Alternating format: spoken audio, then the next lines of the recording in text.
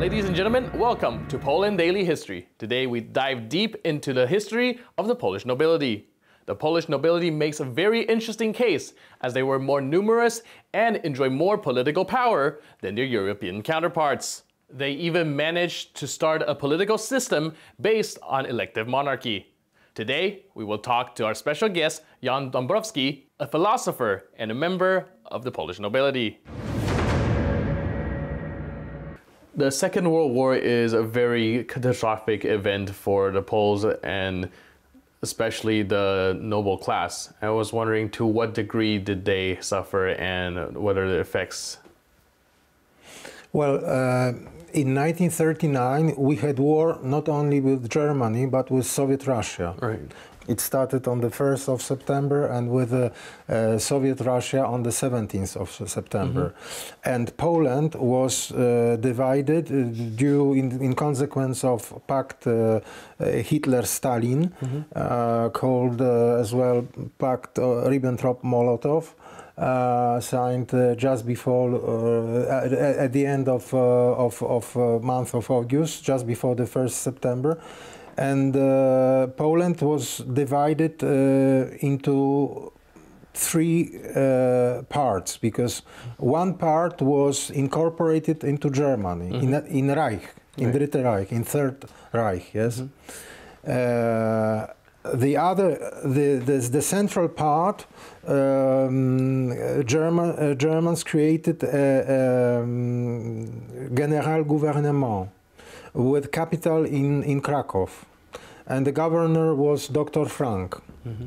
who was then executed after the World War II. And the third part, territorially the largest one, was invaded and incorporated to the Soviet Union. Mm-hmm. Because, yes, to the Soviet Union. So in all these three political bodies newly created, you had different situation. Mm-hmm. For example, in Germany, which is in Dritte Reich, Poles were deprived of their rights completely. They were supposed to leave, to abandon their goods. Yes, mm-hmm. There were lists. There were lists prepared by special German troops, you know, and they were killing in public. In 1939 already in Wielkopolska and in Pomorze, they were killing people in public places, you know, to terrorize. And most or a big part of these victims were members of either Szlachta, which is gentry, or aristocracy, mm-hmm. And clergy, of course, clergy, Catholic clergy, yeah. You know, but not only Catholic, Lutheran as well. Mm-hmm. They were persecuted, you know. And what concerns situation in Generalgouvernement, the Polish noblemen and aristocrats, they could remain in their domain. Mostly, okay. You know, sometimes they were deprived, but generally, you know, Germans were interested that these economic bodies, like they were in 1939, would give them crops, you know, because they needed food. They needed food for Germans, for armies, to well function, you know. So for well functioning.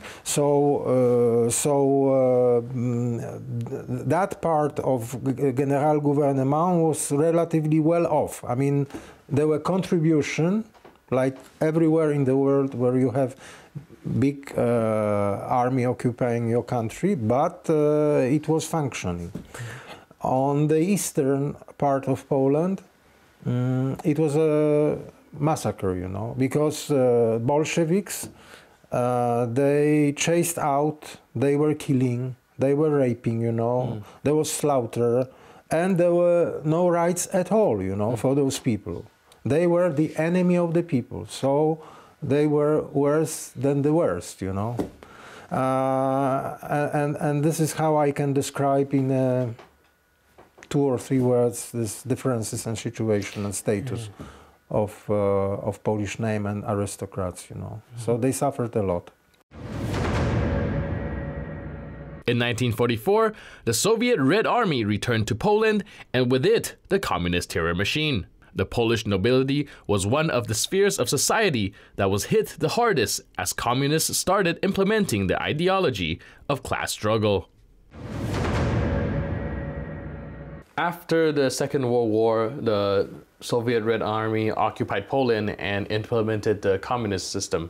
And I can imagine that doesn't really fit well with the aristocracy.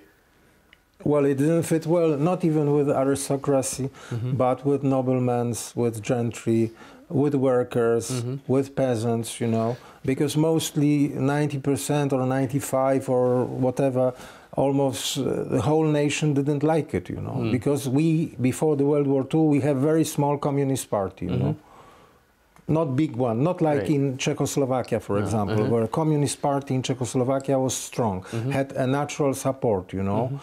In Germany, not mentioning France, not mentioning Italy, you know, where it was massive movements, you know. You know, in Poland it was margin, political margin. So when communists started to build up new system, new era of the eternal happiness,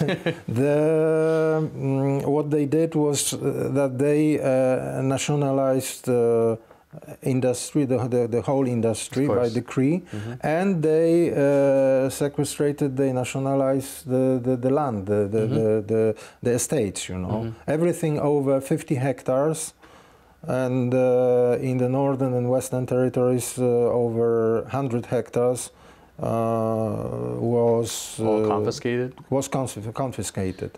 But it was more complicated because no nobleman and no landowner and no aristocrat owning his domain, you know, his estate, was allowed by communist decree to approach closer than 30 kilometers to his estate. So on one hand, they confiscated, they said that up to 50 or 100 hectares you could preserve.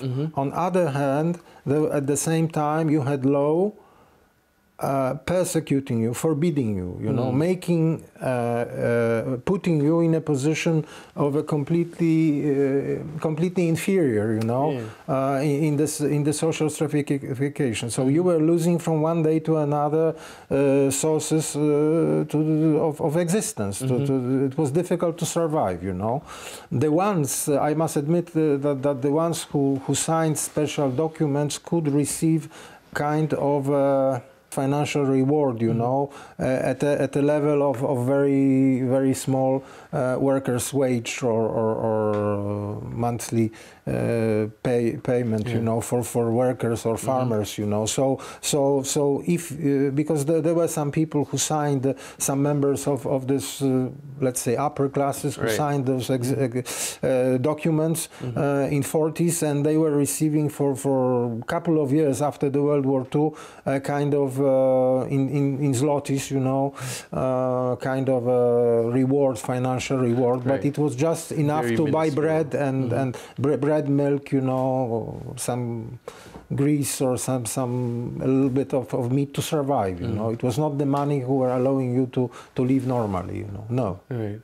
So you didn't have, I'm sorry, you didn't have right to send your children to study, you know. My father, who passed exams in late 40s, he wanted to study archaeology because initially he wanted to be a lawyer, but they told him that he must be a lunatic, that a son of land gentry cannot become a lawyer in a communist country. So he chose an archaeology, and he passed exams, and for 6 or 7 months he was neither accepted nor dismissed, because he passed exams with excellent notes, you know. And Professor Manteuffel, who was one of the greatest scientists of that era, an old gentleman, he said it is impossible. It was Stalin era here in Poland, and that Professor Manteuffel in May or April, so practically at the end of academic year,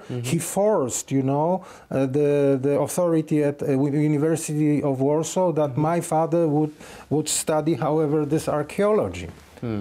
I'm giving you this as an example how it was functioning. Yeah, it's pretty oppressive, the whole extremely class oppressive, extremely. Exactly. It was a revenge, ideological revenge, you know, over imposed over the superior classes. Yeah, definitely. Like the Soviets focused really hard on the class warfare thing. So. Yes, and they did the same in Russia.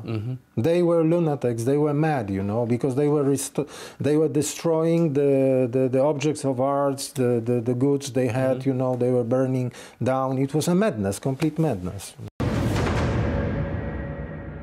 As we learned today, the Polish aristocracy played an important role in Polish history, and also they formed the backbone of Polish cultural life.